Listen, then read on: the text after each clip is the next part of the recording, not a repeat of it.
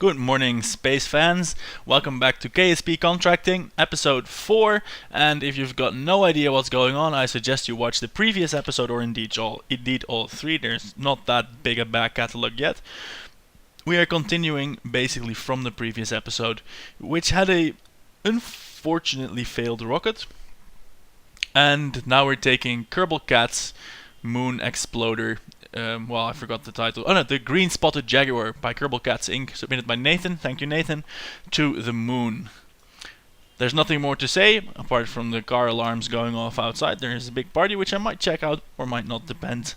For now, they're just making noise. We're going to launch to the moon. That's what I was saying. Here we go.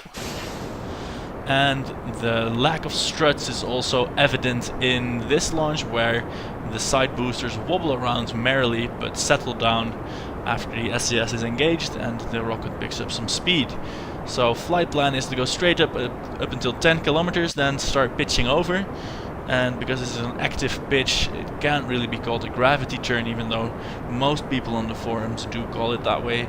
It's only a gravity turn if you give like a little bit of steering input and then basically let the shifting center of mass and your trajectory around the planet, let the gravity turn you. That's a gravity turn. Turning to get into orbit is not a gravity turn, that's just a turn.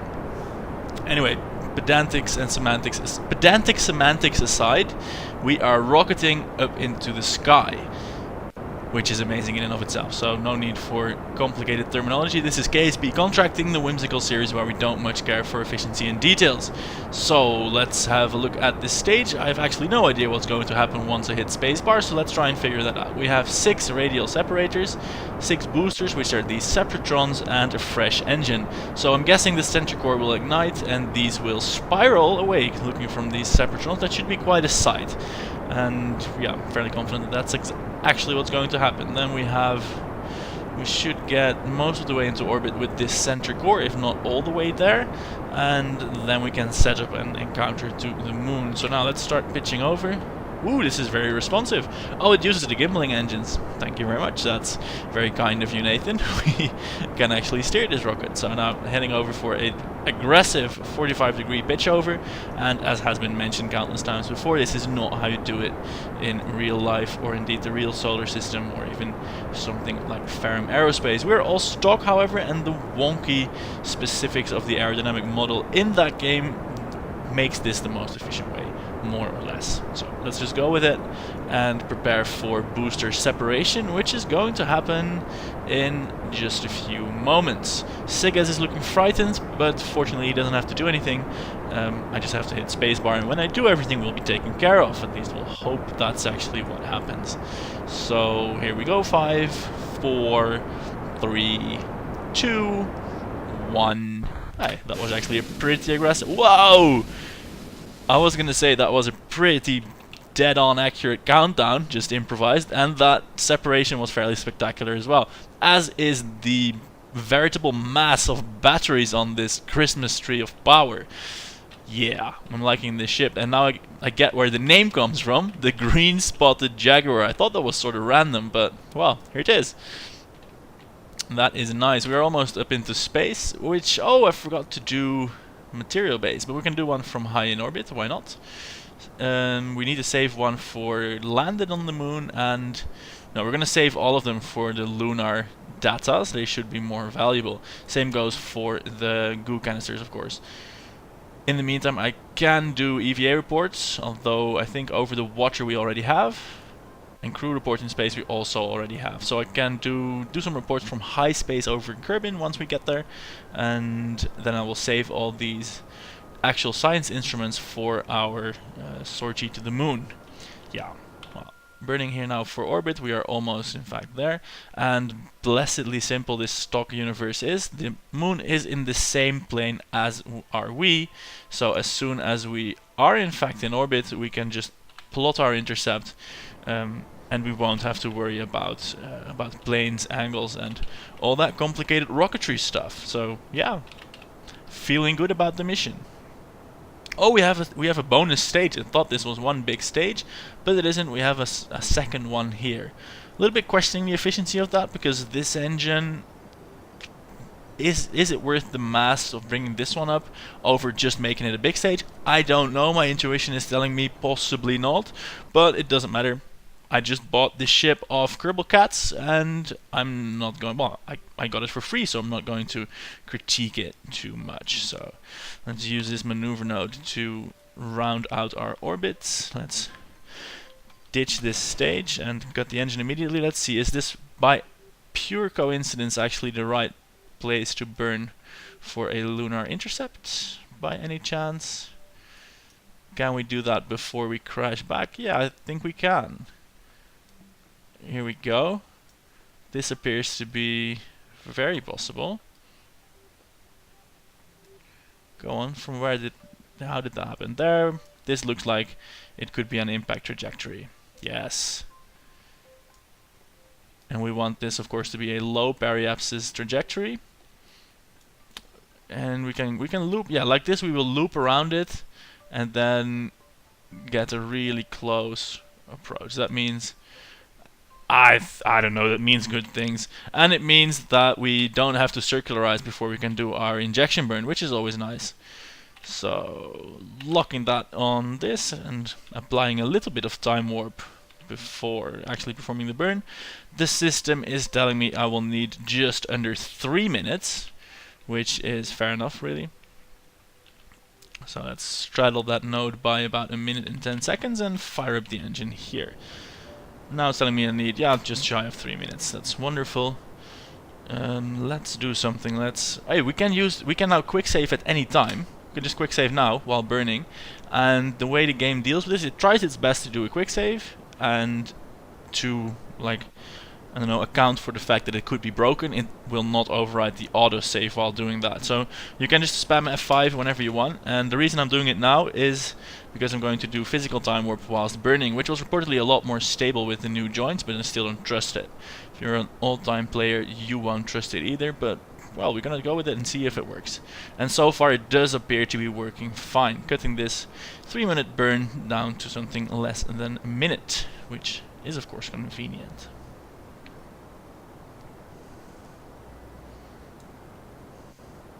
Oh, we're drifting a little bit, so I can even steer at 4 times time acceleration without everything tearing apart. This is wonderful. So, cutting the engine, cutting the time acceleration, and let's move to the map view to, well, make this maneuver the best it can be. Now we have a moon impact trajectory, which is something that we want because, well, we're going to impact the moon. Well, we're going to impact the moon, but hopefully do that at a sedate pace rather than something neck-breaking. Rather than a breakneck pace, we want a sedate pace. Yeah, still not great with the words today. So let's see if this counts as high over Kerbin space yet, and do an EVA report there. There we go. It does. 8 points. Wonderful. Let's do a crew report. 5 points. And now we need to do a little trick because we want to store more crew reports in the capsule than just this one. We need to go outside. We need to take the data and then go back inside. And I don't know why, but now it counts as stored data and not as a crew report, and that means that we can store more than one. Yeah. Quirks of an alpha game, let's call it. But it works fine, well enough for me. And here we are proceeding to time warp to the moon, where we will then have to initiate emergency braking maneuvers because we'll be on a collision course. So I forgot I don't have Kerbal alarm clock anymore, which means that the game doesn't automatically slow down the time warp. And this direct descent is just too scary for me. I'm going to do a small burn so that our periapsis is in fact above the rock. And that will make me more comfortable with braking at that low altitude for an efficient landing. Maybe I'm overthinking things. I'm thinking of the real solar system moon, where speeds are lower than they are on Earth, but there are still multiple kilometers per second. We shall see how we do here. So let's perform this 9 meter per second burn. That shouldn't be a problem. There we go, and we can kill that from there. Wonderful. And we are now in space high over the moon, so let's do our first batch of science. Yeah, keep that, 30. Let's do this as well, 75, wonderful. EVA report from the Kerbal. Oh, and this gets it. Oh, once we get to low space, we can do multiple EVA reports. I'm not going to do that though, because it's so tedious to actually do. Take the data and store the experiments again. And let's fast forward to low space. Throwing in a quick save in case we overshoot the time warp. Yeah, that's almost overshot. So let's first do our mandatory science, of course. EVA report from here, 24. Oh, I should have done the crew report first. That would have saved me one egress. Anyway, Sigas is very happy to don his spacesuit once more and get back inside. So now again we have only stored data. We can do the goo container. Keep that. And we can do the materials bay. Keep that as well. I've been paying absolutely no mind to our electric reserves, and that is justified because we have plenty of it. Wonderful, wonderful, wonderful. So let's initiate retrograde maneuvers. We're at 29 kilometers, and I'm getting the reverse RSS size dysphoria. And if you haven't watched my KSP to Mars series, that's where I am routinely underestimating the size of planets, causing me to miss landing zones every time. And now after some 60 episodes of that show, I have grown accustomed to the sizes of the real solar system. So if the planet or the moon would appear like this, I would be several hundred kilometers above it instead of just 24. So I wonder how this will go, if I can cope. We're traveling at only 700 meters per second though, so even if I do it horribly, we should be fine. Let's see, our transfer stage is almost burning out. Now for maximum efficiency I would transfer the electricity from these batteries into these batteries, but I'm not going to bother with that. Instead we are just going to proceed with our lander. This has precious little fuel, a tank and a half. So I'm going to land and then just get back to the home planet, or at least that's what I hope. We are 550 meters per second and slowing. I might be far too high up. I could probably do this way lower. Anyway, the last 20 kilometers won't incur that much of an inefficiency, at least I hope so. Let's have a look at what our trajectory is doing now. Yeah, waiting until we are closer to the surface won't really help. It's still mostly horizontal speed that we need to get rid of. And as long as I don't burn vertically, so I'll only get rid of horizontal speed, doing it at this altitude doesn't actually incur that much of an inefficiency. Yeah, a bit, because it spends a bit more time falling straight down, but as long as I'm not falling down on the plume, this speed has got to go anyway. I think this is a good time to cut the video and reconvene with you, dear viewer, when we are a bit closer to the surface. And here we are, falling almost straight down at 180 meters per second at 8 kilometers of altitude. Now I'm getting a bit scared, so let's fire the engine and slow that descent. We all know I've lost more than one Kerbal by crashing into the lunar surface a little bit too fast, although the thrust to weight ratio of this little lander seems to be more than sufficient. So let's give that a little bit more descent time. Again, what I mentioned in episode 2 is one of the big drawbacks of the real solar system is that all the terrain is flattened out. So I'm a little bit surprised and amazed and nostalgic about the wonderful appearance of the moon here. This terrain really looks a lot nicer than it does in the real solar system mod, even though the planet sizes are of course ridiculously small. They do make for nice bite-sized missions though. The real solar system missions really do take a long time. They take me about half an hour to get into orbit, and that will be reduced to about 10 to 15 minutes when I get a better PC. I can say when because I already ordered it. There's no question whether I'm gonna get it. I'm gonna get it. The only question is when. And well, everything else takes about, well, not 10 times as long, but at least 3 to 4 times as long. Just because the distances are about 10 times larger, the burns take longer.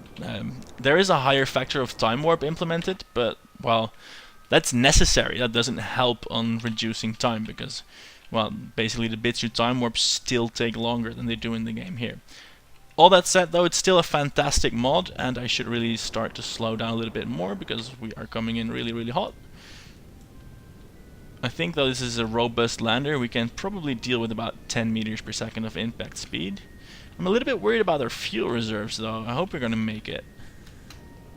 So Oh, no, no, no. Oh, god damn it. Stand up, you bastard. Yes! No, no, no. Okay, fire that engine a bit.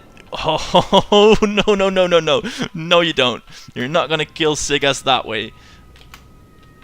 Okay, landing, landing, landing, landing, landing, compensating. Oh, this is going horribly wrong. Go on, Sigas. Show us that you can land on this treacherous incline. Here we are. Yes, that must have been the best landing ever. Wow. Wonderful. I might do an instant replay. I'm going to do an instant replay. Cue the video effects.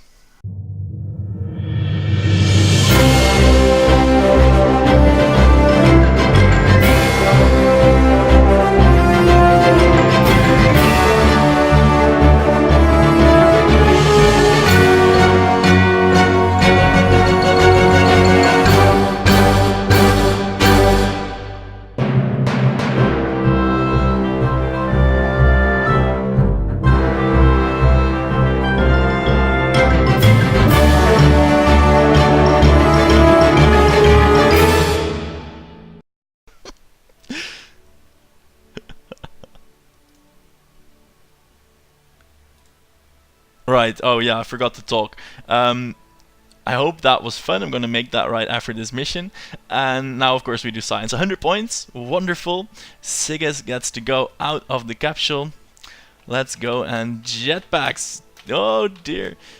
Jetpacks down to the surface to... Well, this definitely warrants a flag.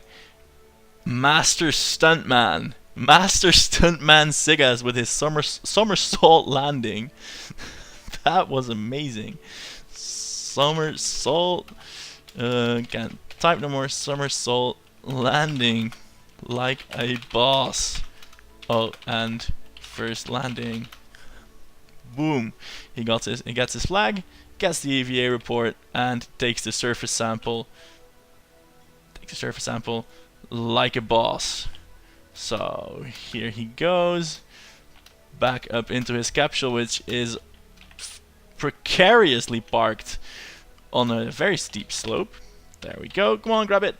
Grab it. Enter that. And did we do a crew report from here? Don't think so. Yeah, keep that.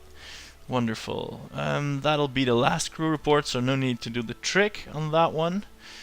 Did we get all the science? All these things are properly scienced.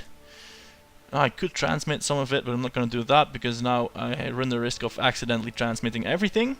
Let's throw in a quick save in case something bugs out. But I'm not going to use a quick save after that amazing landing. Yeah, so we're just going to go into orbit at 90-degree heading and head straight back home. So let's see how well that works on our last remaining fuel. So Sigas, feel free to light your engine. Right on. There we go. Okay, let's orient towards the 90-degree heading. Let's make sure there's not a mountain we're actually plowing into. Right. Is this... always double check on the map. Yes, this is actually going in the right direction. And I'll notice again, I could use more EVA science reports from the different biomes of the moon. But I'm not going to because that takes forever and that causes me to time warp, stop, egress, EVA, back inside, blah blah blah blah blah. I've done that many times already, spent many hours doing that, and I don't feel like doing it anymore. And I feel that's justification enough not to do it. So let's get the engine for now, and let's see if I put a maneuver node somewhere here, if I can make that into a nice Earth, well, excuse me, Kerbin yeah, look at that. There's basically no way to overshoot, so let's just keep burning like this. That should work out.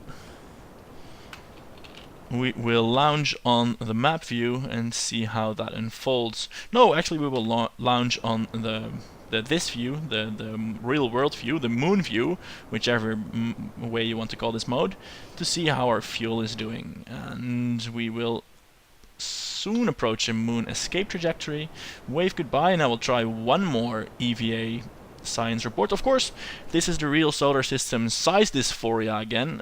It was a lot less tedious on this scale because the biomes will be closer together, obviously. So let's just put this on a re-entering trajectory. 30 kilometer, 26 kilometer periapsis seems fine, and we can have a look at the ground below us. So let's actually do that. Yay, 24 more points. We had this already. Okay, bored anyway. See, tedious. So instead I'm going to time warp until we are close to Kerbin, and there is no need to... Oh well, no, I could cut it out, but I could just talk over it, because it will not take a long time. See here, just like 5 more seconds. 4, 3, 2 more seconds. Well, that was quick. Wonderful. And it looks like we are even entering in the daylight, which is of course marvelous. I'm considering whether to land this thing whole. We have some fuel left, the parachute can help with that, or to make it a parachute only entry. Oh well, I just answered that in the past because I didn't take the science out of any of these modules. So obviously we are going to land the craft whole, because otherwise we would lose most of our science. So let's, with that in mind, deactivate this decoupler forever, because we don't want to use it. We want to land the craft whole. And this is going to be scary again, but only to my senses, because of course in this reality re-entering is completely safe, and the atmosphere provides a nice and welcoming cushion to Mother Kerbin. So even though we're only at 40 kilometers, still traveling really fast, that will all be solved. So we can safely trust that to the 4 times time warp. Look at the pretty fiery visuals, which are precisely that. G-forces are of course mounting, but that doesn't matter because we're actually impervious to them. Yeah. A very nice desert landing coming up for Sigas, which is good because we didn't have that yet. Desert ground samples. So there's that. Okay, here we are. Past the brunt of re-entry. I'm going to disable the physical time warp and deploy the parachute, because that will certainly help with our descent. I don't dare hit the spacebar again, so I'm just going to do that manually. Going to deploy the landing legs as well, and then I'm going to use the engine to cushion the blow at 500 meters, so that the capsule doesn't get ripped off. Even if the capsule does get ripped off though, it's not all bad because Sigas will survive. We'll just lose some science. Electric is still okay. The green spotted Jaguar really does have many powerful spots. Let's see what happens if I reduce speed to about 100 meters per second with the engine now. Yeah, we will slightly accelerate back down, but not by so much, so that actually helped. This area looks just like the place where they simulated the lander, and that means that the software will work fine. I have no idea what I'm talking about, but that doesn't matter because we have fuel in the tank and the engine is burning and it's happy, and we are going to land safely. I'm convinced of it. Can we do a crew report here? Does that add anything? No, don't want to override the crew report. Okay, let's fire the engine more. Go for 50 meters per second deployment speed. There we go, safely deployed. So now we're just going to wait until we're right close to the surface and then fire the engine for a really pillow soft landing. And we're not going to repeat the antics from the lunar... Oh, sorry about that, just rubbing my eye and touching the microphone. We're not going to repeat the somersault lunar landing because that was crazy. Crazy, I tell you. You can show that to your friends. That was absolutely nuts. And I still don't quite know how that worked out. So time for that pillow soft landing. Let's go for 2 meters per second. Hell no, let's go for 0.2 meters per second. Oh shit. I went through 0 and that means the parachute dies, but there we have it. Safe landing.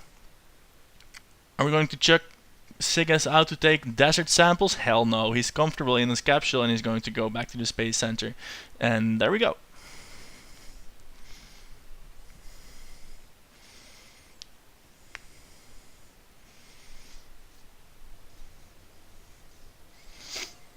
Wow, 628 science points. That is a lot. Let's have a look at what we can do, or what you can do, for the next several episodes. So basically, let's just go through it tier by tier. We can do quite some unlocks. We got the SES module. We get the larger rockets, which are just larger tanks. We get the... Yeah, let's get this. Let's get the Skipper, the even larger rockets. Now you can go nuts. Now you can basically do anything. Let's also get the fuel lines, so that we actually can do anything. Let's get these parts, the larger decouplers. They are quite needed for those big rockets. And let's... solar panels. They are nice. New science. Yeah, solar panels, definitely. Then we can go a bit further and still have power. So 192. More science equipment. Some plane. Yeah, let's do some plane bits. I don't really like them, but it's the building I hate the most, and you guys are doing that. So go nuts, build me a plane. But do remember, we are working with only 10 astronauts, so please, please, please, if you make a plane, include an eject mechanism for the Kerbal, so they have a fighting chance. That would be nice. So, and of course you need a cockpit for that as well. There we go. All the science spent. That was it for today's episode. I hope you enjoyed it. Be sure to send in your submissions for the next ones. Details are in the description as always. For now, thanks for watching so much, and see you next time. Goodbye.